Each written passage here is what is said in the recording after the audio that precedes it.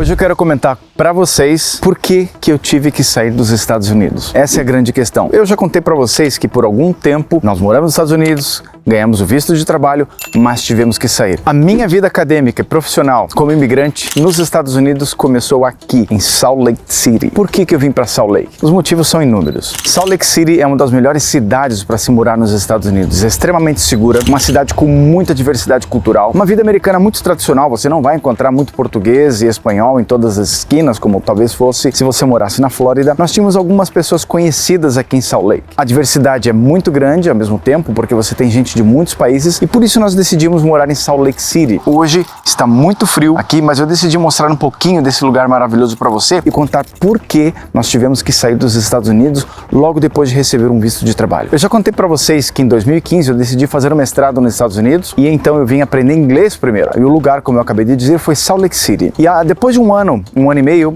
eu alcancei a pontuação necessária para poder fazer meus testes de nivelamento e ser aceito. E eu fui aceito na Arizona State University, na Escola de Negócios Internacionais Thunderbird School of Global Management. Depois que eu terminei o meu mestrado, eu fui aceito numa empresa de IT, de TI, chamada HP. E é aqui que vem o segredo. Quando eu me formei na Arizona State University, eu só tinha um ano de visto. E por que isso acontece? Algumas graduações oferecem até 3 anos de trabalho depois de término do concurso. Aqui nos Estados Unidos, todos os cursos de graduação, pode ser o college, a universidade como bacharelado, ou pode ser um curso de mestrado ou doutorado, todos eles oferecem um período de trabalho depois da graduação que é chamado de OPT, Optional Practical Training. O tempo de OPT que você tem, ou de visto de trabalho depois da sua graduação, varia dependendo do tipo de graduação que você faz. Existem 4 tipos de graduações que são as mais importantes, que são chamados de STEM.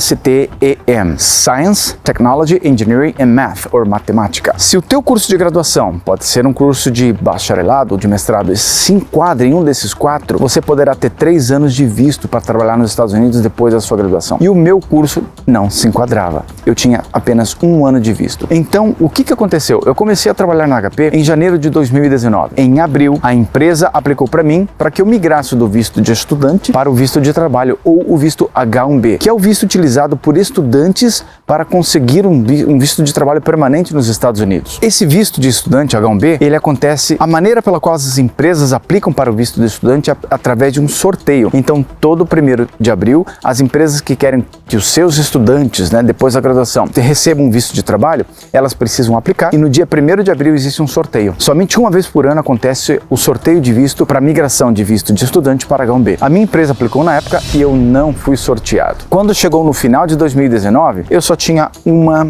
opção, que era ir embora para casa, acabar com o meu trabalho na HP e aí voltar à vida normal. Mas a minha empresa fez uma proposta muito interessante para mim. Eles me ofereceram uma oferta de trabalho fora do país para ficar um tempo e depois retornar para HP com o visto L1. Se você ainda não sabe o que é o visto L1, dá uma olhada aqui em cima a respeito de como os Estados Unidos impulsionam a economia através desse visto. O lugar escolhido para a empresa, para que eu morasse com minha família, foi a Costa Rica. E por que a Costa Rica? Porque eu trabalhava na área de serviços da empresa. E a Costa Rica é um hub internacional de serviços para minha empresa. A empresa que eu trabalhava, a HP, ela possui mais de 3.000 funcionários na Costa Rica. Fizeram uma oferta para mim para ficar um ano. Depois de um ano, eu seria literalmente elegível para aplicar para o visto L1 e vim como expatriado para os Estados Unidos. Eu aceitei a oferta, toda a minha família foi comigo morar na Costa Rica. A ideia inicial era ficar um ano, com um ano eu era elegível para retornar, mas aconteceu a pandemia bem no meio de toda essa transição. E aconteceu que todas as embaixadas estiveram fechadas, eu não pude retornar ao final do 1º ano, no total tivemos que ficar 2 anos, eu tive que levar toda a minha família para o Brasil, porque lá nós tínhamos facilidade e nós conseguiríamos um agendamento de visto mais rápido, e depois de 2 anos então,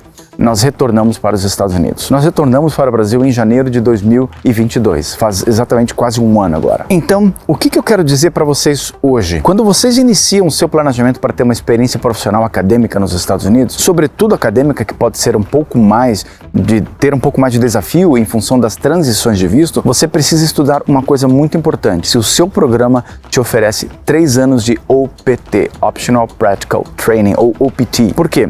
Porque se você tiver 3 anos de OPT, a sua empresa vai poder aplicar para aquele sorteio que eu te falei no dia 1º de abril por 3 vezes. Então você tem 3 chances de ser sorteado. O que acontece? Embora esses cursos que oferecem 3 anos de PT, eles são de ciências, tecnologia e matemática, agora os cursos de administração, MBA, também estão se enquadrando como STEM. Aí você pergunta, como é que um curso de administração se encaixa como matemática, tecnologia ou qualquer coisa semelhante? O que esses cursos de MBA estão fazendo e de administração estão fazendo, eles estão incluindo mais matérias de estatística e análise de dados juntos, talvez mais 3 ou 4 ou 5 matérias, e com isso as universidades de business também estão conseguindo incluir os cursos de administração, os MBAs. Tem um fator muito importante quando você migra com a sua família, estudando, graduando ou fazendo um curso com uma experiência acadêmica, você tem que estar preparado para essas aventuras, porque a migração de visto ela é muito imprevista, o sistema de migração muda as regras da administração, então você não sabe exatamente o que pode acontecer no próximo ano. Mesmo em outros países, você tem que estar preparado para ficar um pouco mais de tempo para poder ter um visto mais permanente. Agora, minha empresa, em 2002, iniciou o processo de aplicação para o meu visto de residência. O visto de residência é o que comumente nós chamamos de Green Card, que aí você consegue ter uma projeção de longo prazo de permanência no país e também